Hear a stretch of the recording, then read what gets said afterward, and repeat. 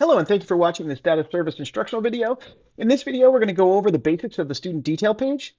You can see now I'm on my related services application. There are two different ways that you can get to a student detail page. One is you can come up to the student search, select the student's name or ID, type it in, and that student's name will pop up. You can either click or hit enter on that student's name. But the easiest way to get to a student detail page is to find the student's name on your dashboard and just select their name. So if I click on a student's name, it will take me to the student detail page. Now from the student detail page, you'll see the student detail page is very different now. We've broken it into chunks for you. So we have the profile, the student's profile. This is where all of the student's demographic information will be. Just a quick note, all of this data is pulled from your SIS.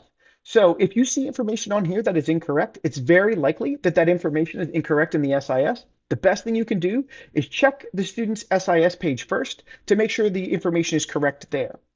We're pulling this information nightly from EdFi, so just keep in mind that if this information is incorrect, the best place to check first would be to check the student's SIS. IEP information, this information is also pulled from your district's SIS. So if you log into this application and you see that the student's information on the IEP is incorrect, it's very possible that the information is incorrect in the student's SIS. So just please go to the SIS first. Make sure that your IEP is finalized and it is locked. If the IEP is finalized and locked, it usually takes about 24 hours for that IEP to get into our system. So if it's been 24 hours, you can feel free to reach out to our help desk and we can communicate. You can communicate to them any issues that you might see around the student's IEP. But just keep that in mind. All of this data is being pulled directly from your SIS. Below that, we have our data points page. We're going to have another video that explains how to set your data points up and how to log that information. But what I'd like to talk about is the documents page. Now, from the documents page, this allows you to add documents to the student's profile. You can add release forms, any provider-specific information. So if you have any kind of assessments for the student that you need to upload into the system, this is where you would do it. To upload a document, you would click on the section that you would like to upload for this student. Come over to the three little dots on the right, select the three little dots, and then just select Add Document. This is going to provide you with a pop-up which you can use to search documents on your desktop or on your computer and add them to the student's profile. So again, select the section that you would like, come over, select the three little dots, select Add Form, and this will allow you to add the form. A quick note about our related services system.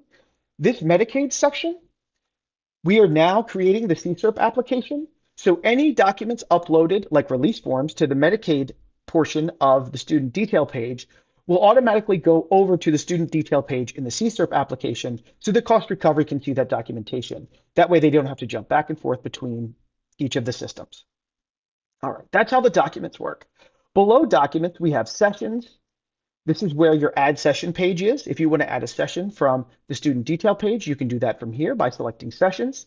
Below that, you have meetings, which we will go over in detail in a separate video. In this section, you're going to add your assessments, your IEP meetings, and any eligibility meetings that you have. We also have your annual summaries. This used to be part of the sessions page, but now if you use the annual summaries, you can add an annual summary directly from the student detail page by selecting annual summary and filling out your annual summary here. Below that, you have all of your student sessions. This will take you to all of the student sessions, which again, we will go over in another video. And you can add your progress notes from this section as well by selecting progress notes. And we'll go over that in detail in another video as well. For annual summaries and meetings, you'll see that we have previous annual summaries over here on the right. We're going to show you a history of all of the previous annual summaries and student sessions and meetings that have been added. So you'll notice that these two sections are very similar. All right, but again, we'll go over both of those in detail in another video. All right, that's the ins and outs of the student detail page.